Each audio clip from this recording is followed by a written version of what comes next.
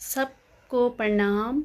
आप सभी को उत्तराखंड के लोक पर्व इगास की मेरी तरफ से हार्दिक शुभकामनाएं। और आज तुलसी विवाह भी है और मैं जा रही हूँ अभी कीर्तन में। मेरे पड़ोस में आज कीर्तन है तो मैं दिखाऊंगी आपको थोड़ा कीर्तन भजन।